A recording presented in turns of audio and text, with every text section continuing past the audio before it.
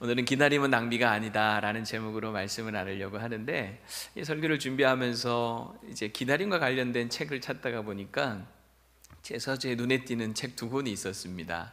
한 권은 뭐냐면 가장 힘든 일 기다림이라는 제목의 책이었고, 또 한 권은 기다림은 길을 엽니다 하는 그런 책이었어요. 제가 이 두 권을 저렇게 지금 사진으로 찍어놨는데 가만히 보면서 야, 오늘 메시지는 여기 안에 다 있겠다 하는 생각이 들었습니다. 여러분, 먼저 기다림, 가장 힘든 일이죠. 그죠? 네, 기다리는 거 좋아하시는 분 있으세요? 아무도 없을 거예요. 다 싫어하죠.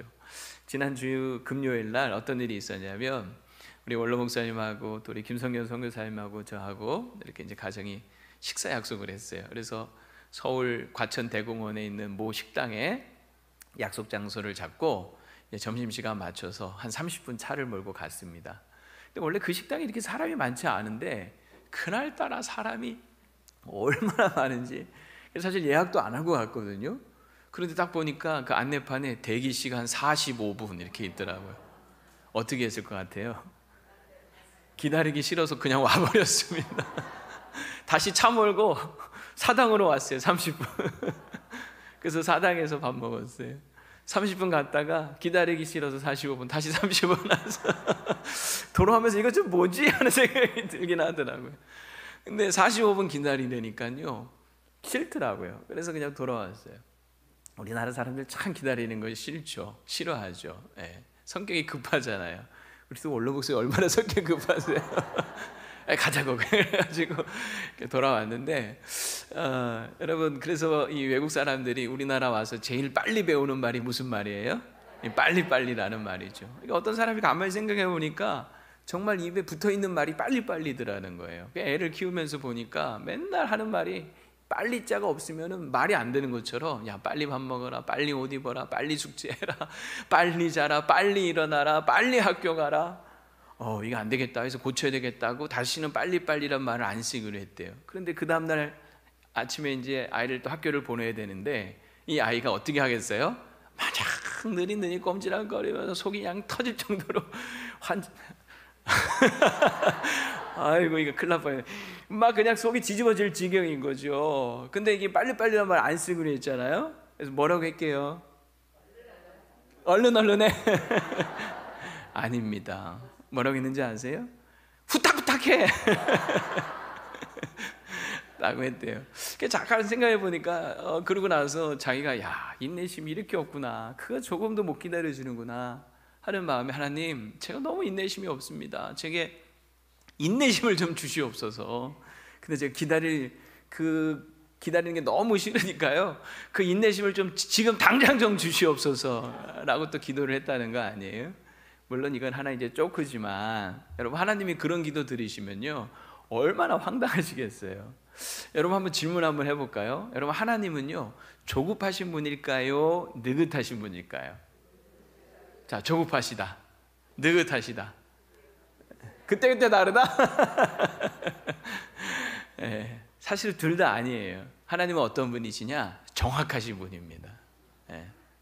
아멘? 네. 하나님은 느긋하신 분도 아니고요, 조급하신 분도 아니에요. 사실은 하나님은 정확하신 분이에요. 하나님은 정확한 때에 정확하게 일하시는 분인 줄로 믿습니다. 그래서 보면 만사가 다 때가 있어요. 하나님이 정하신 때가 있어요. 우리가 지난주에도 잠깐 말씀드렸지만 시간은 크게 두 종류라 그랬잖아요. 인간의 그 물리적인 시간, 지금도 1초 2초 흐르는 그 시간, 그 크로노스라고 했죠. 그러나 하나님은 그런 크로노스, 인간의 물리적 시간에 매여 계시는 분이 아니라 하나님의 시간이 있어요. 하나님의 때, 카이로스라고 보통 얘기하죠. 그래서 모든 것이 다 기한이 있고 범사가 다 때가 있어요. 전도서 3장 1절 말씀 아닙니까?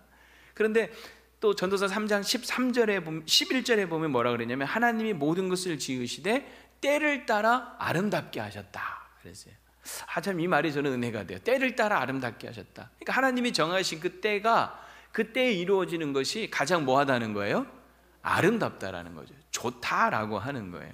그래서 여러분, 하나님이 세상에 그 하나님의 아들을 보내실 때도요 그냥 아무 때나 보내신 게 아니라, 갈라디아서 4장 4절에 보면 때가 참에 하나님이 그 아들을 보내사 그랬어요. 이때 말하는 이 때가 찼다라는 말에 대해서 제가 옛날에 신학교 다닐 때 그 교수님이 이걸 쫙 설명을 해주시는데, 야, 정말 기가 막히다 하는 생각을 했어요. 그 예수님이 이 땅에 오실 때 언제 오셔야 될까? 분명히 구세주로 이 땅에 오셔야 되는데 언제 오셔야 될까? 근데 하나님 보실 때 가장 적합한 그때가 있었다는 거예요. 그때가 참에 보내셨다는 거예요. 근데 그걸 이제 쭉 교수님이 설명을 하시는데, 뭐 간단하게 설명하면 이겁니다. 예수님이 오시기 전에 헬라 알렉산더가 막 온 세상을 다 정복을 했던 적이 있어요. 그러면서 헬라 문화와 헬라어를 온 세상에 다 퍼뜨려서 당시 모든 것이 다 헬라화되어 있고 무엇보다 언어가 거의 헬라어로 통일되어 있었어요. 그러다가 로마가 다시 세상을 지배하면서 로마는 또 뭐를 했냐면 모든 길은 어디로 통한다? 로마로 통한다. 막 길을 엄청나게 닦아놓은 거예요. 그래서 예수님이 오셔서 복음이 전해질 때 이걸 다 이용한 거예요. 사도들이 로마가 닦아놓은 길을 통해서 또 온 세상에 퍼져 있는 그 헬라어를 통해서 복음이 원활하게 수월하게 전해질 수 있었다는 거예요. 뿐만 아니라 여러분, 말라기가 마지막 예언을 하고 구약에 이제 문을 닫는데 그 후에 약 400년의 세월이 세례 요한이 올 때까지 흘러요. 주의 길을 예비했던 세례 요한. 그 400년의 시간이요, 유대의 역사에서 가장 암흑기예요. 그 보통 암흑기라고 해요. 그때 이스라엘 유대 백성들이 간절히 사모했던 게 뭐냐면 구약 수천 년 역사 속에 예언되어 있는 그 메시아, 자신들의 구원자, 로마의 압제 속에서 핍박당하며 고통당하는 그들이 간절히 바랬던 건 뭐냐면 메시아가 와서 우리를 좀 구원해 줬으면 좋겠다 하는 그 메시아 대망 사상이 가장 무르익었을 때라는 거예요. 그때 예수님이 오신 거예요. 뭐가 된 거죠? 하나님 오실 때 때가 찬 거예요. 그래서 예수님이 이 땅에 오신 거예요. 아무 때나 오신 게 아니라는 거예요. 그래서 기원전 기원으로 나눠지는 거 아닙니까? 우리 인생은 다 예수님을 기점으로 다 기원전 기원의 인생을 살고 있는 거잖아요. 여러분, 예수님이 이 땅에 오신 이유가 뭐예요? 십자가 지러 오신 거잖아요. 우리를 구원하기 위해서. 근데 그 십자가를 지시는 것도 아무 때나 지신 게 아니었어요. 예수님의 생애를 우리가 보면 이제 공생애가 약 3년 반이잖아요. 30년의 사생애를 보내시고 공생애 3년 반을 지내시면서 예수님께서 예루살렘에 한 3번 정도 올라가세요. 근데 예루살렘에 올라가신 이유는 뭐냐면 이제 결국 십자가를 예루살렘에서 이제 지러 가시는 건데요. 그것도 아무 때나 예수님이 십자가를 지러 올라가신 게 아니에요. 그래서 요한복음 7장에 보면 6절에 보면 이런 말, 예수께서 이르시되 내 때는 아직 이르지 아니하였거니와, 이런 말, 내 때가 아직 이때는 예수님이 십자가 질 때가 아직 되지 않았다는. 그래서 8절 9절에 보면 나는 너희는 명절에 올라가라, 내 때가 아직 차지 못하였으니 나는 이 명절에 올라가지 아니하리라. 그러니까 예수님이 그냥 죽으러 아무 때나 막 가신 게 아니라는 거. 분명히 우리를 구원하기 위하여 십자가 지시러 예루살렘에 가셔야 되는데 하나님의 때가 차지 않았으니 가지 않겠다, 이렇게 말씀을 하세요. 그러니까 예수님은 하나님의 때 정확하게 움직이시는 분이셨어요. 예수님이 여러분 분명히 다시 이 땅에 오실 겁니다. 믿으시죠? 근데 그때가 언제냐? 마태복음 24장에 힌트를 하나 주셨어요. 14절에 보면 이 천국 복음이 모든 민족에게 증언되기 위하여 온 세상에 전파되리니 그제야 뭐가 되리라? 끝이 오리라 그랬거든요. 그래서 제자들이 도대체 그때가 언제입니까? 그러면 정확히 그때는 예수님 뭐라 그러셨냐면 그 유명한 24장 36절 이어지는 말씀에 보면 그러나 그 날과 그때는 아무도 모르나니, 모른대. 누구도 모른대요. 하늘에 천사도 모르고 또 누구도 몰라요? 심지어 아들 자신도 모른다, 이렇게 말씀하시고, 그리고 오직 누구만 아신다? 아버지만 아신다. 여러분, 이 말씀을 오해하시면 안 돼요. 야, 어떻게 예수님도 모를 수가 있지? 하나님이 예수님에게도 감추시는 건가? 사실 여러분, 이 말씀의 진정한 의미는 뭐냐면 어떻게 아들이신 예수님이 모르시겠어요? 다만 이 말씀을 하신 것은요, 이 때와 기한은 아버지께서 정하시는 거다. 이건 내가 임의로 내가 오고 싶다고 막 오는 게 아니라 그날과 그때는 아버지만 정하시는 거야. 나는 그때 올 거야. 그러니까 그때를 정말 모른다는 게 아니라 아버지가 언제 그때를 정할지는 아버지의 소관이라는 걸 강조하기 위해서 말씀하신. 여러분, 아버지 하나님이 그때가 차면 또 이 땅에 초림, 예수님이 처음 오셨던 것처럼 다시 예수님 재림, 다시 반드시 오실 줄로 믿습니다. 예수님은 철저하게 아버지의 때를 따라서 움직이셨던 분이셨다라고 하는 거죠. 그래서 여러분, 정말 우리도 마찬가지. 우리가 예수님을 믿는다, 하나님을 믿는다라고 하는 것은 하나님의 때를 따라서 사는 거예요. 하나님의 때를 기다리는 거, 하나님의 때를 바라보며 사는 거. 그게 여러분 믿음인 줄로 믿습니다. 그걸 믿어야 우리가 이 기다림 속에서 낙심하거나 지치지 않을 수 있는 거예요. 믿음을 잃어버리지 않을 수가 있는 거예요. 그러나 어쨌든 기다림은 솔직히 힘든 일이죠. 그러나 그 힘든 일 속에서 결국은 아까 두 번째 책 제목이 뭐였어요? 한번 띄워봐 주세요. 두 번째 책 제목이 뭐였어요? 기다림은 결국은 뭐를 열어요? 길을 여는 거예요. 강주미 목사님이 쓰신 그런 책인데, 분명한 것은 길이 열리려면 기다림이 꼭 필요하다라고 하는 것이죠. 자, 이 기다림은 길을 연다. 오늘 본문 속에 보면요, 많은 날이 지나고 제3년에 이렇게 시작을 합니다. 많은 날이 지났다, 이 말은 뭐냐면요, 이 배경을 한번 설명을 드려보면, 이게 엘리야 이야기잖아요. 이 엘리야 이야기가 열왕기상 17장부터 나오는데, 하나님께서 엘리야를 부르셔서 아합 왕에게 보냅니다. 당시 이스라엘의 왕이었죠. 근데 이스라엘의 왕이면서도 이 아합 왕은 온 나라에 하나님 대신에 바알과 아세라 우상을 섬기도록 하는 왕이었어요. 이 바알과 아세라는요, 당시에 풍요와 다산의 신이었습니다. 풍요와 다산, 농경사회 아닙니까? 그러니까 이 풍년이 오려면 비가 적당히 내려야 돼, 때에 따라서. 그래서 이 바알 신은 마치 이 비를 주관하는 신으로 사람들이 믿었어요. 그리고 다산, 이 자식을 많이 낳는, 이게 결국은 힘 아닙니까?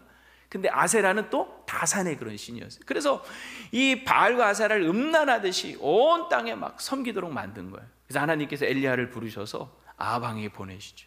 뭐라고 선포하게 하시냐면, 내 말이 다시 있기 전에는 수년 동안 비도 이슬도 내리지 아니하리라. 즉 바알과 아세라 우상에 대한 하나님의 심판에 대한 경고였어요. 그리고 나서 많은 날이 지난 거예요. 몇 년이 지났어요?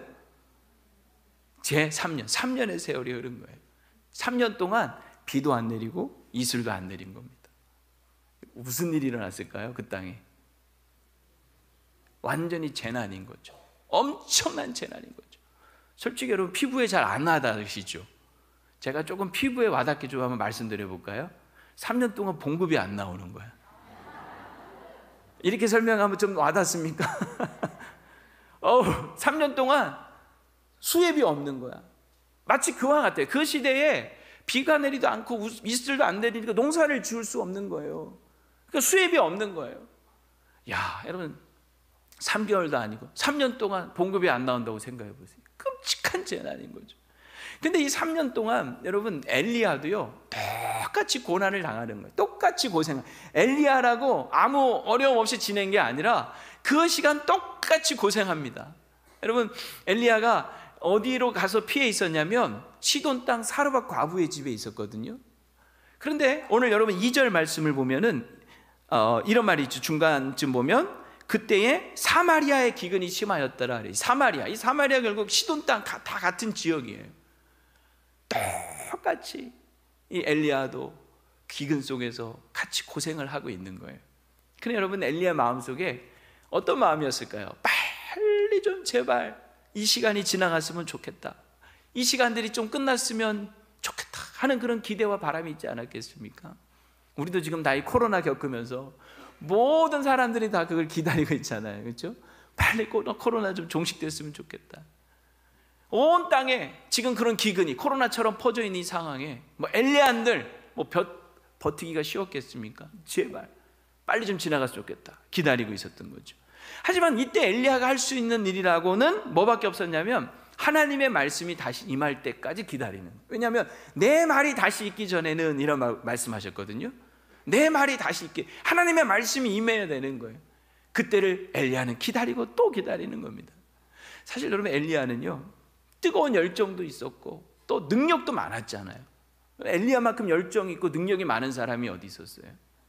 그런데 그 뜨거운 열정과 능력, 지금은 아무것도 못하는 거예요. 그걸로 아무것도 못하고 그저 기다려야만 했습니다. 왜냐하면 하나님의 때가 안 된 거예요. 여러분, 하나님의 때가 안 되면 우리가 할 수 있는 일은 뭐밖에 없어요? 그냥 기다리는 것밖에 없네. 기다릴 수밖에. 근데 오늘 본문에 보니까 많은 날이 지나고 제3년에 드디어 하나님께서 엘리야에게 말씀을 하시기 시작한 거예요. 그게 오늘 1절이죠. 많은 날이 지나고 제3년에 여호와의 말씀이 엘리야에게 임하여 이르시되 너는 가서 아합에게 보이라. 뭐라고 합니까? 내가 비를 지면에 내리리라. 와, 드디어 이제 비가 내린다는 거예요. 얼마나 여러분 기다리던 때입니까? 근데 그때가 결국 왔어요, 안 왔어요? 오더라 하는 거죠. 기다리면 때가 오더라 하는 거예요. 기다리면 길을 여는 거예요. 제가 이 말씀을 준비하면서 그런 생각을 해봐서, 우리 사랑하는 성도님들, 뭐 면면이 모든 상황과 모든 형편을 다 알지는 못하지만 다 어떤 기다림 속에 있는 거 아닙니까? 여러분 어떤 기다림 속에 계십니까? 어떤 분은 정말 이 기근이 멈추고 단비가 내리기를 간절히 기다리시는 분이 있을 거예요. 이 기근, 이 가뭄, 이 경제적인 어려움, 제발 이때가 좀 빨리 지나고 좀 이제 단비가 내렸으면 좋겠다, 이렇게 기다리는 분 얼마나 있습니까? 또 육체의 질병 가운데 좀 빨리 좀 나았으면 좋겠다, 기다리는 분 얼마나 많습니까? 간절한 기도와 그 소원들 빨리 이루어졌으면 좋겠다, 기다리는 분 얼마나 많아요. 내 인생에 좀 새로운 기회가 좀 빨리 찾아왔으면 좋겠다, 길을 만드시는 하나님이라고 했는데 좀 빨리 길이 만들어지고 길이 열렸으면 좋겠다, 얼마나 기다리십니까? 좀 우리 자식이 잘 되고 좀 정신 차리고 돌아왔으면 좋겠다, 그 기다리시는 분 얼마나 많습니까? 내가 분명히 하나님의 말씀을 믿고 하나님의 약속을 받았는데 그 하나님의 말씀과 약속이 언제 이루어질 것인가 기다리는 분들 얼마나 많습니까? 또 우리 모두가 다 기다리는 거 하나 있죠. 뭐예요? 예수님 다시 언제 오실까? 다 여러분 기다리고 계시죠? 다 그 기다림 속에 우리가 지금 살아가고 있는 거죠. 기다림이 없는 사람이 솔직히 어디 있겠어요? 다 그 기다림 속에 있는 거예요. 근데 우리는 이 기다림 속에 과연 무엇을 해야 될 것인가? 그리고 우리에게 주어져 있는 이 기다림은 과연 우리에게 어떤 의미가 있는가? 오늘 우리가 그것을 몇 가지로 한번 살펴보려고 해요. 자, 첫 번째는 뭐냐면 이 기다림에서 우리는 언제든지 떠날 준비를 해야 한다라고 하는 거예요. 오늘 하나님의 말씀이 엘리야에게 임했을 때 엘리야는요, 오늘 1절을 보시면 2절을 보시면 엘리야가 아합에게 보이려고 어떻게 합니까? 간이 출발했다네요. 떠났어요. 뭐 간단한 상황이지만 여러분, 엘리야는 이미 떠날 준비를 다 하고 있었다네요. 그래서 하나님의 말씀이 임하자 바로 즉시로 가는 거예요. 바로 떠날 준비가 되어 있었기 때문에 가능한 일이더라 하는 거죠. 우리 인생에 많은 기다림이 있지만 그 기다림 속에서 우리가 마냥 시간이 지나가기만을 기다리면 안 되고 그 기다림 속에서 우리가 해야 될 일이 있다는 거죠. 뭐냐? 기회가 왔을 때, 때가 되었을 때 우리는 떠날 준비 해야 한다라고 하는 거예요. 기다리는 동안 우리는 더 미래를 대비해야 합니다. 기다리면서 기도하고, 기다리면서 꿈을 꾸고, 기다리면서 뭔가를 배우고, 기다리면서 꾸준히 실력을 쌓고, 기다리면서 계속해서 내 자신이 성장하도록 그릇을 넓혀가야 돼요. 제가 지난주에 어떤 집사님하고 이렇게 교회 식당에서 밥 먹으면서 이런저런 얘기를 하다가 이제 아들 얘기가 나왔어요. 근데 아들이 이제 어떤 대기업에 취직을 했다가 거기 나와서 자기가 원하는 어떤 회사에 하고 싶었던 일을 찾아서 들어갔다는 거예요. 엄마 입장에서는 좀 속상하긴 했지만 그래도 자기 아들이 하고 싶은 일을 찾아서 했다니까 응원하고 또 이제 축복해 줬다는 거예요. 근데 그 아들이 그럼 뭘 했냐 제가 물어보니까 무슨 회사냐 그랬더니 뭐 일본어 관련된 그런 회사라는 거예요. 그래서 일본어를 전공했냐 그랬더니 아니래요. 일본어 전공이 아니고 어떻게 거기 회사에 들어갔냐, 일본어를 어떻게 알고 그랬더니 이 친구가 군 생활하면서 군대에서 일본어를 배운 거예요. 그래서 정말 자기가 하고 싶었던 그 일을 지금 하고 있다는 거예요. 행복하게. 제가 그 얘기를 들으면서 제가 옛날에 군복을 있을 때 우리 군인들, 우리 형제들 정말 많이 봤잖아요. 근데 보면은 이 친구들이 다 보면 다 군대 어떻게 해요? 끌려와 있잖아. 그러다 보니까 맨날 그냥 시간 언제 가냐, 국방부 시계는 거꾸로 매달아도 돌아간다 이러면서 시간 가기만을 기다리는 친구들이 많거든. 그러면서 군대에서 썩는다 뭐 이런 소리 하는 친구들도 가끔 있고. 근데 그 군생활 하면서 자신의 미래를 준비하는 거죠. 실력을 갖추고 하고 싶은 일들을 배우면서. 그러니까 여러분, 지금 자기가 하고 싶은 일을 딱 기회를 잡아서 한다고 하니 참 기특하다 하는 생각이 저절로 들더라고요. 여러분, 이 그림을 한번 여러분 봐주시기 바랍니다. 이 그림 아마 뭐 이제 보면서 여러분 무슨 생각이 드는지 모르겠습니다만 저는 이 그림 보면 참 좋아요. 왜 좋냐? 자, 여러분 한번 그림에 제목을 한번 붙인다면 여러분 뭐라고 붙이고 싶으십니까? 자, 1번 참 을씨년스럽다. 2번 반드시 밀물 때는 온다. 몇 번이라고 하고 싶으세요? 실제로 보이는 거는 참 을씨년스럽죠. 그렇죠? 물 빠진 썰물로 물 빠져 있는 갯벌에 그냥 배 한 척 이렇게 처박혀 있는 갯벌에 참 을씨년스럽다. 하지만 우리는 저것만 보는 게 아니라 반드시 뭐가 온다? 밀물때가 온다는 거 알잖아요. 그렇죠? 그래서 제목을 붙인다면 반드시 밀물때가 온다, 이렇게 아마 여러분 다 붙일 겁니다. 근데 여러분, 진짜 중요한 건 반드시 밀물때가 온다는 것이 아니라 그 다음인 거예요. 뭐냐면 밀물이 밀려왔을 때, 밀물은 반드시 옵니다. 그죠?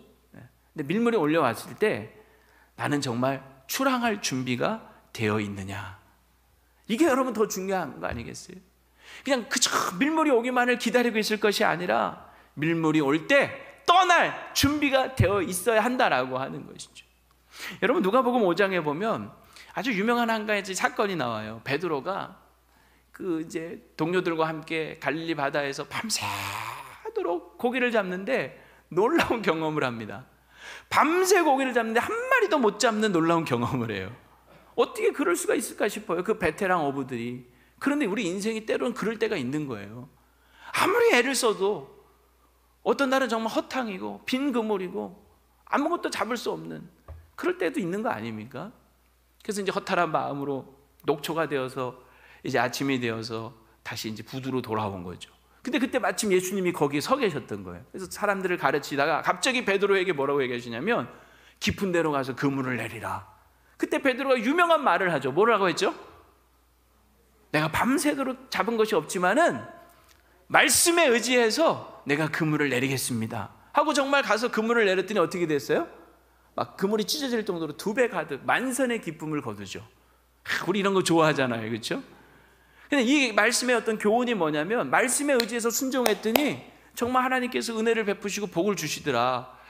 그래서 말씀에 순종하는 게 얼마나 중요한지에 대한 강조 맞습니다. 그런데 제가 이 본문을 보다가 무슨 생각을 했냐면 말씀에 의지해서 그물을 내리는 것도 중요하지만 그 앞에 더 중요한 게 하나가 더 있더라고요.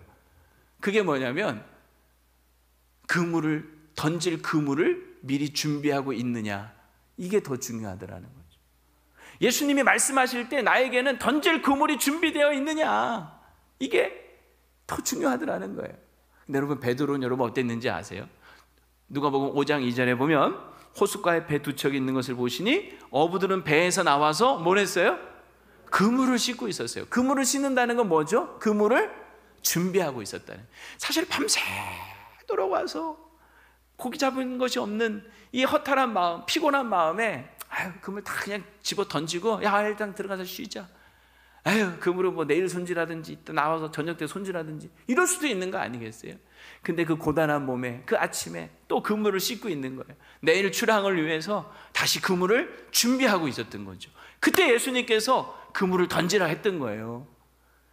베드로는 그 던질 그물이 있었던 것이죠. 만약에 베드로가 이때 던질 그물이 없었으면 아마 이렇게 얘기했을 것 같아요. 주여, 제가 말씀에 의지해서 그물을 던지고 싶어도 던질 그물이 없습니다. 아마 울상을 지으면서 속으로 애를 탔을 거예요. 여러분, 그런 거 아니겠습니까? 그래서 우리가 이 기다릴 때는 뭐 해야 되냐? 힘들고 어려워도 기다릴 때 손 놓고 있을 때가 아니라 그물을 뭐 할 때예요? 준비해야 돼요. 지금 내가 당장 준비해야 될 그물은 무엇인가? 여러분, 잘 한번 생각해 보시기 바랍니다. 한번 따라합시다. 기다림은 준비의 시간이다. 자, 이게 첫 번째라면 두 번째는요, 기다린다는 것은 여전히 우리에게 소망이 있다는 거예요. 기다린다는 것은. 기다림 속에 지쳐갈 때 우리가 위로하면서 하는 말들이 있죠. 누군가가 뭔가를 기다리면서 힘들어하고 지쳐있을 때 하는 말이 있죠. 뭐예요? 아직 때가 안 돼서 그래. 때가 되면 다 잘 될 거야. 조금만 더 기다려봐. 때가 되면 다 풀릴 거야. 그런 말을 들으면 여러분 얼마나 위로가 되고 소망이 생깁니까? 여러분, 때를 기다린다는 것은요, 다른 말로 얘기하면 아직 우리에게는 뭐가 있다? 소망이 있다는 거예요. 내가 기다리고 있다는 건 다른 말로 또 얘기하면 뭐냐면 내가 살아있다는 거예요. 여러분, 죽은 것은 기다림이 없어요. 그렇지 않습니까? 죽은 것이 뭘 기다려요? 그러니까 살아있기 때문에 기다리는 거고, 즉 기다린다는 것은 여전히 내게 소망이 있다라고 하는 거죠. 살아있는 모든 것에는요 다 때가 옵니다. 한번 따라해 봅시다. 살아있으면 언젠가 때가 온다. 지금 힘들어도 죽을 것 같아도요, 살아있으면 다 때가 와요. 제발 그러니 살아 계세요. 옆 사람 가면 인사로 제발 살아있읍시다. 제발 살아있으세요. 그러면 때가 온다고요. 저는요, 이 겨울이 되면요, 이제 곧 겨울이 다가오잖아요. 지금도 뭐 낙엽이 지고 뭐 이제 이파리들이 떨어져서 이제 한겨울이 되면 정말 이 나무마다 앙상한 가지만 남아있죠. 그런데 저는요, 그 가지를 보면서, 그 겨울을 보면서 뭘 기다리냐면 봄을 기다리죠. 다 누구나 그러겠지만, 근데 그 봄이 오면서 저는 항상 설레임이 있어요. 그 나무들을 보면서. 제가 이제 가끔 이제 운동을 하거나 이렇게 길을 가다가 나무들을 보면요, 봄에는 그냥 지나치지를 못해요. 꼭 그 나무 줄기, 가지를 이렇게 보면서 유심히 봅니다. 늘 지나다니는 길을 주로 다니니까 그 나무들을 가만히 보면 그 나무 있잖아요, 가지가지마다 아주 잘 보일 듯 말 듯 조금이 이 움이 돋기 시작을 해요. 여러분 그거 아세요? 그 움이 조금씩 올라와요. 날씨가 좀 포근해지고 따뜻해지기 시작하면 그 움이 이렇게 올라오는데 거기 너무너무 신기하고 예쁘고 막 너무 기특하고 막 기대가 되고 설레는 거예요. 다음날 또 가면 그게 조금 더 커지고요, 다음날 가면 거기서 조금 입을 벌리면 그 안에 여러분 바글바글 들어있는 게 있어요. 뭔지 아세요? 잎사귀들. 전 너무너무 그게 막 귀여워. 너무 사랑스럽고, 그게 또 어느 날씨가 보면 그 아주 그냥 자글자글한 그 잎사귀들이 조금씩 커지면서 아주 그냥 그냥 막 이렇게 막 닭살 돋는 것처럼 막 그냥 아주 너무너무 신기하고 너무너무 좋아. 그 잎사귀들이 점점 시간이 자라면서 그 나중에 잎의 모양을 점점 띠잖아요. 어느 날 보면 온 세상이 초록해지죠. 그리고 또 어느 날 보면 한여름에 이제 완전히 무성하게 울창하게 이 나무가 그냥 숲을 이루잖아요. 그런 걸 보면서 정말 나무가 죽은 것 같은데 살아있기 때문에 여전히 우리는 기대할 수 있고 소망할 수 있고 설렐 수 있는 거예요. 제가 일부 예배 끝냈더니 우리 어떤 전도사님 한 분이, 목사님 제가 하나 알려드릴게요 하면서 이 다 떨어진 낙엽 하나를 저한테 보여주더라고요. 목사님, 이 낙엽이요, 이 이파리들이 다 이제 떨어지잖아요.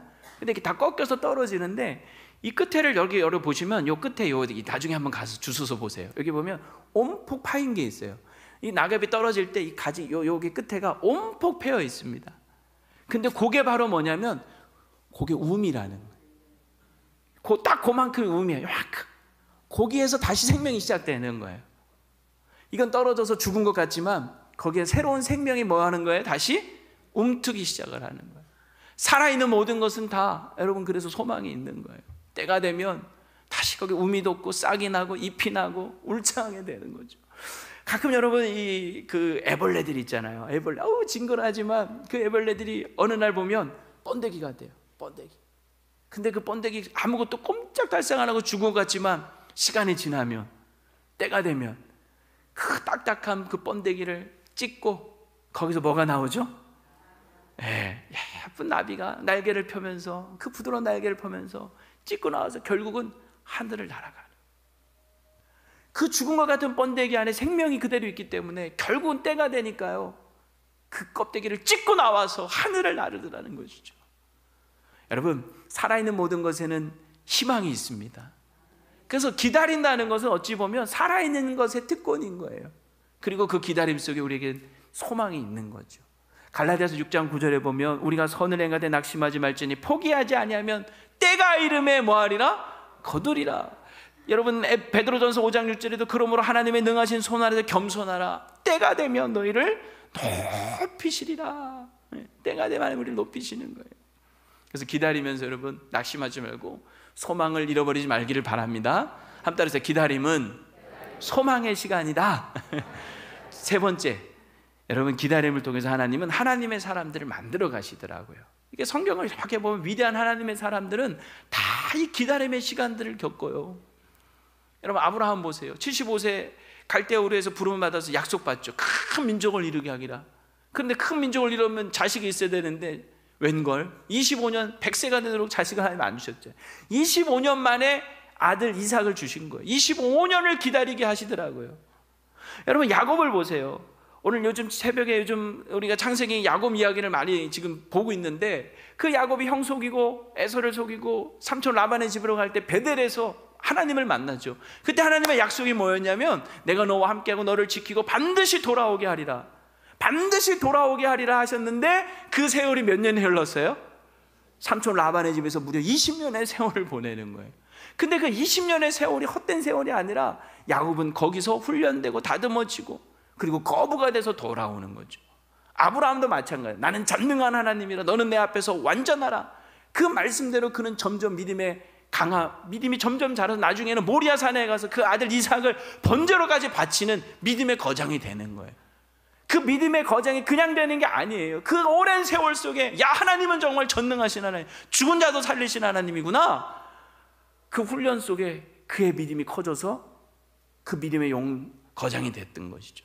여러분, 요셉은 어떻습니까? 17세에 꿈을 꿨어요. 하나님 꿈을 꾸게 하셨어요. 그런데 그 꿈이 이루어지기까지 13년의 세월을 밑바닥 인생을 살잖아요. 애굽의 노예로 팔려갑니다. 죄수로 누명을 쓰고 억울하고 옥살이를 합니다. 그 세월 13년 만에 여러분 결국 총리가 되는 거예요. 그 속에서 이 요셉은 헛된 세월을 보내는 게 아니라 준비되는 시간이었던 거죠. 애굽의 모든 그 사람들과 그 감옥 안에서 만남이 이루어지고 다 예비된 그런 여러분 시간들이었던 거예요. 모세는 여러분도 어떻습니까? 미디안 강야로 도망가고 무려 40년의 세월을 훈련받지 않습니까? 그 속에서 그는 인내를 배우고 온유함을 배우고 하나님과 독대하는 법을 배우고 하나님의 부르심을 80세에 받아서 결국 40년 동안 멋지게 쓰임 받는 거죠. 다윗은 어때요? 왕으로 기름 부음을 받고 그가 그 다음에 된 일은 뭐냐면 한 15년 년 동안 맨날 사울을 피해서 들로 산으로 굴로 광야로 도망가는 것이 그의 일상이었어요. 10년의 세월을 그렇게 훈련된 거예요. 그 10년의 세월 광야에서 그는 하나님을 깊이 경험합니다. 그게 다윗의 시편들인 거예요. 하나님이 나의 진짜 왕이라는 것을 고백하게 되는 거예요. 그리고 여러분 또 보십시오. 사도 바울은 어떻습니까? 다메섹 도상에서 빛 가운데 부활하신 예수님을 만났지만 네가 이방인의 사도가 되리라 분명히 주의 뜻을 깨달았지만 그 뜻이 이루어지기까지요, 여러분, 사도 바울은 아라비아 광야에서 3년 그리고 자기 고향 다수에서 한 10여 년의 세월, 약 13년의 세월을 조용히 준비하는 시간을 가져요. 훈련되는 시간을 가져요.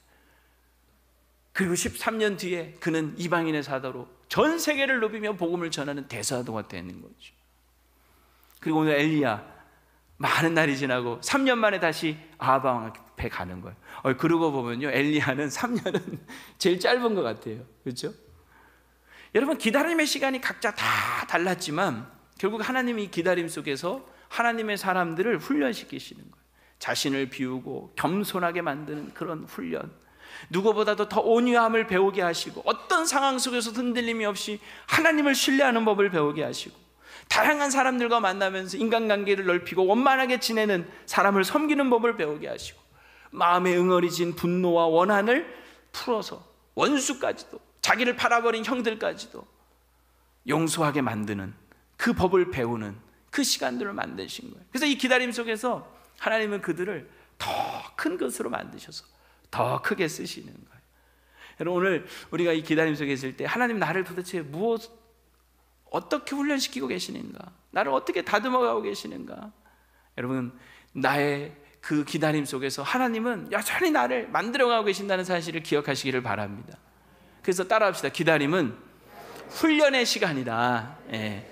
훈련의 시간이에요. 마지막 네 번째는요, 기다림 속에서도 하나님은 계속해서 우리를 위하여 일하시더라 하는 거예요. 우리가 기다릴 때는요, 그냥 무의미하게 시간이 흘러가는 것 같지만 그 속에서 하나님은 하나님의 뜻을 이루시는 겁니다. 모든 것을 합력한 선을 이루어 가시는 거죠. 여러분, 창세기 50장 20절에 보면요, 요셉이 형들에게 나중에 그런 얘기를 해요. 당신들은 나를 해하려 했으나 하나님은 그것을 무엇으로 바꾸셨어요? 선으로 바꾸사 오늘같이 많은 백성의 생명을 구원하게 하셨다.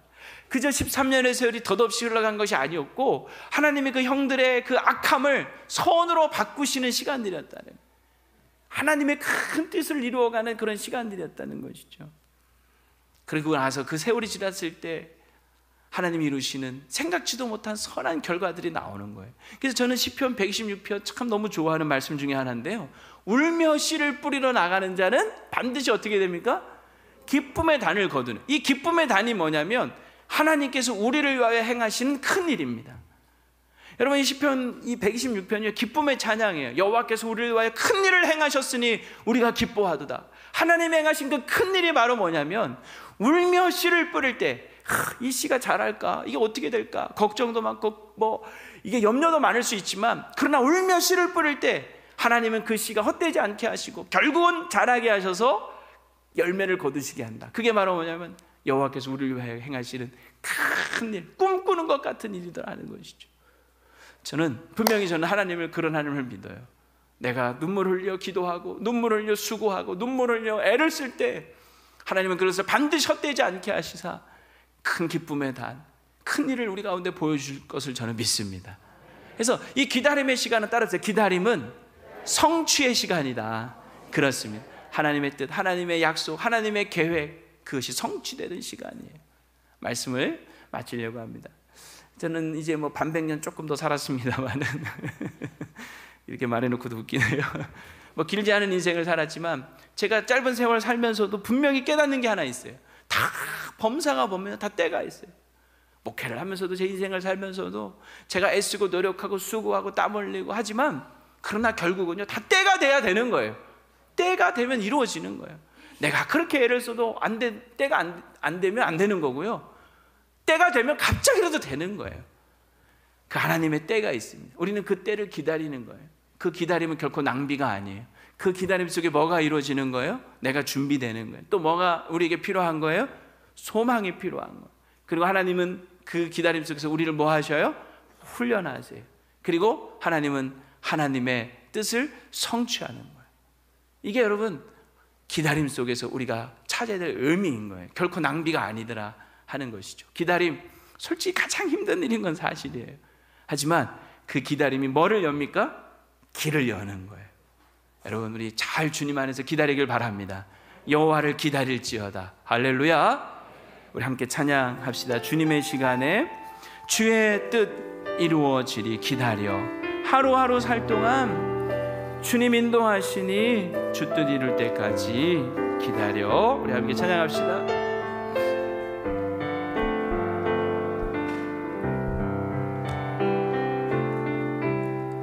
주님의 시간에 그의 뜻 이루어지니, 그의 뜻 이루어지니 기다려. 하루하루 살 동안 주님 인도하시니 주 뜻 이룰 때까지 기다려 그때를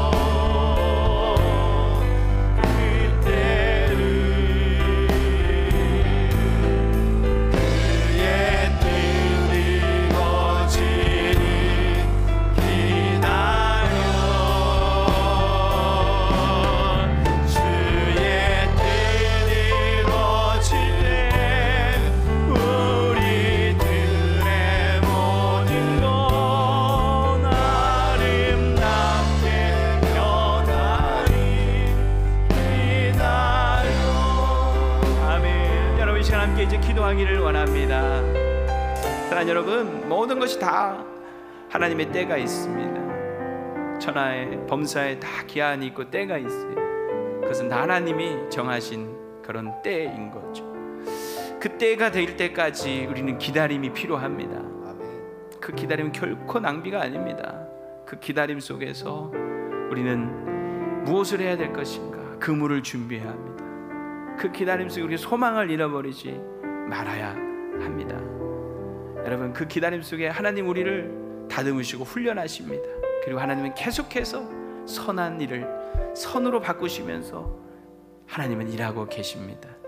그 기다림이 힘들고 지치지만 다시 여러분 믿음으로 그 때를 기다립시다. 하나님 응답하실 때, 하나님 역사하실 때, 하나님이 이루실 때, 하나님이 우리의 모든 소원을 이루어 주실 때까지 주여, 내가 믿음으로 주를 바라봅니다. 함께 이 시간 말씀을 지해서 우리 동성으로 한번 기도했으면 좋겠습니다.